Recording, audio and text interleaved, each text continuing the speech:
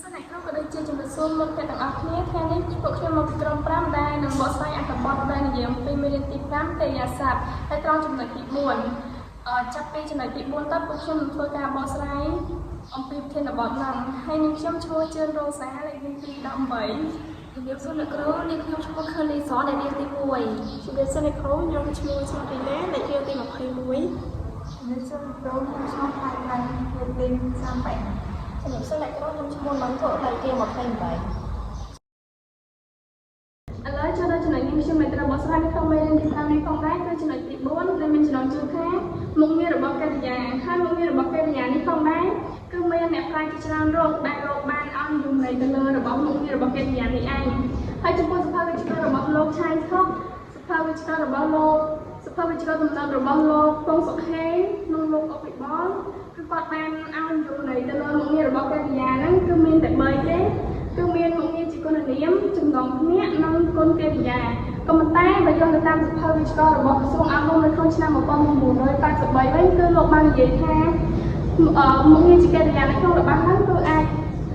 មាន4ប៉ុន្តែលោកបានគេថាបែងចែកជា4នឹងទេគ្រាន់តែលោកបន្ថែមមួយអំពីអ្នកប្រាជ្ញទាំង3រូបដែលខ្ញុំបានលើកឡើងនៅខាងលើហ្នឹងគឺមានដូចជាមុខងារជាគុណនាមចំណងភ្នាក់គុណកិរិយានិងនាមហើយចូលដល់ចំណុចបន្តទៀតគឺ 4.1 ដែលត្រូវឲ្យមិត្តភក្តិខ្ញុំបកស្រាយបន្តទៀតចំណុចនេះខ្ញុំ 4.1 គុណនាមសំដៅទៅលើកិរិយាមានមុខងារជាគុណនាមសម្រាប់បញ្ជាក់លក្ខណៈឲ្យមាននៅក្នុងល្បះយើងក៏លេងមកឧទាហរណ៍ទី1វិញថ្ងៃនេះកូនរបស់ខ្ញុំបានយកសៀវភៅអានទៅដាក់ក្នុងបន្ទប់គេក្នុងល្បះនេះហើយយើងក៏លេងមកមើលឃើញថាគឺថាអាននេះគឺជាកិរិយាហើយប៉ុន្តែវាថាអានហ្នឹងមានតួនាទីនៅក្នុងល្បះហ្នឹងជាគុណនាមដែលបញ្ជាក់លក្ខណៈឲ្យពាក្យថាសៀវភៅហ្នឹងវាជានាមហើយយើងក៏លេងមកមើលឧទាហរណ៍ទី2វិញម្ដាយរបស់ខ្ញុំជាគ្រូបង្រៀនយើងមកមើលក្នុងល្បះនេះពាក្យថាបង្រៀននេះគឺជាកិរិយាប៉ុន្តែនៅក្នុងល្បះវាមានតួនាទីជាគុណនាមដែលបញ្ជាក់ឲ្យពាក្យថាគ្រូនោះវាជានាមហើយយើងក៏លេងមកឧទាហរណ៍ទី3បងស្រីរបស់ខ្ញុំមានក្រុមហ៊ុនដឹកជញ្ជូនមួយយើងមកមើលនៅក្នុងល្បះហ្នឹងពាក្យថាដឹកជញ្ជូនណាវាជាកិរិយាប៉ុន្តែពាក្យថាដឹកជញ្ជូនហ្នឹងវាមានតួនាទីនៅក្នុងល្បះហ្នឹងជាគុណនាមដែលបញ្ជាក់លក្ខណៈឲ្យពាក្យថាក្រុមហ៊ុនហើយក្រុមហ៊ុនហ្នឹងវាក៏ជានាមដែរហើយចំណុចរបស់ខ្ញុំមានតែប៉ុណ្្នឹងទេខ្ញុំនឹងឲ្យមិត្តភក្តិរបស់ខ្ញុំឡើងបន្តទៀតចូលដល់ចំណុចគួរជឿពីចំណុចថ្នាក់កិរិយាខ្លះអាចប្រើចំណុចថ្នាក់ជាសម្រាប់បញ្ហាទីកន្លែងទីដៅពេលវេលាឲ្យអំពើរបស់កិរិយានៅក្នុងល្បះ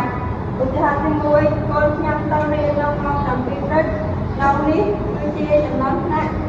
បញ្ហាឲ្យពេលវេលាម៉ោង7ព្រឹកឲ្យអំពើទៅរៀនឧទាហរណ៍ទី2កាត់អង្គុយនឹងកៅអីនឹងជាចំណុចថ្នាក់បញ្ហាទីកន្លែងឲ្យអង្គុយកសិករធ្វើស្រែក្នុងរដូវប្រាំងក្នុងនេះជាចំណុចថ្នាក់បញ្ហាពេលវេលាឲ្យអង្គធ្វើស្រែ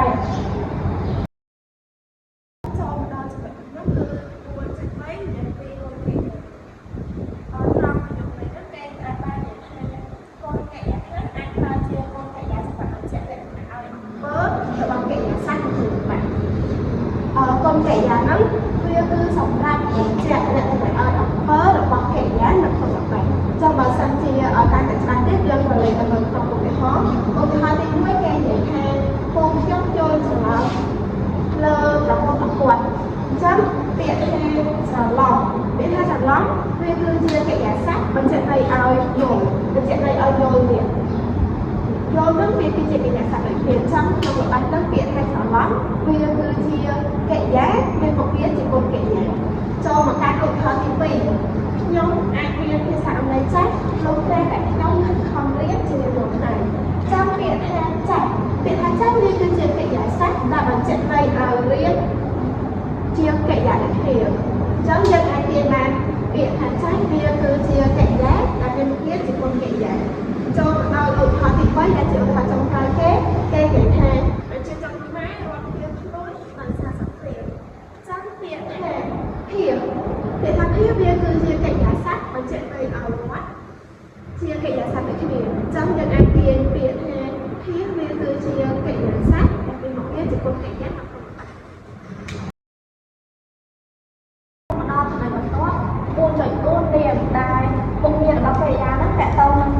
នាមផលកិរិយាខ្លះអាចប្រើជានាមមានមុខងារដូចជានាមដែរឥឡូវយើងចូលមកដល់ឧទាហរណ៍ទី1ហែទឹកនាំឲ្យមានសុខភាពល្អពាក្យហែទឹកហ្នឹងគឺជា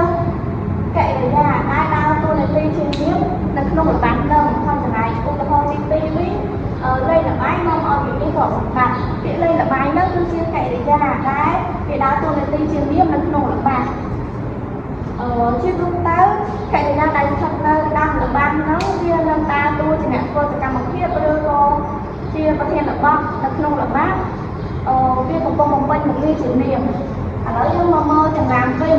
ដើម្បីបំផ្លាញកិរិយាឲ្យទៅជានាមយើងច្រើនថែមពាក្យការសម្រាប់កម្មភាពទូទៅហើយជំរឿសេចក្តីហ្នឹងសម្រាប់អារម្មណ៍ឬស្ថានភាពផ្លូវចិត្តឧទាហរណ៍ដូចជាពាក្យរៀននេះទៅការរៀននេះគឺជាកិរិយាដល់ពេលទៅការរៀននេះគឺជានាមហើយឧទាហរណ៍មួយទៀតដូចជាស្រឡាញ់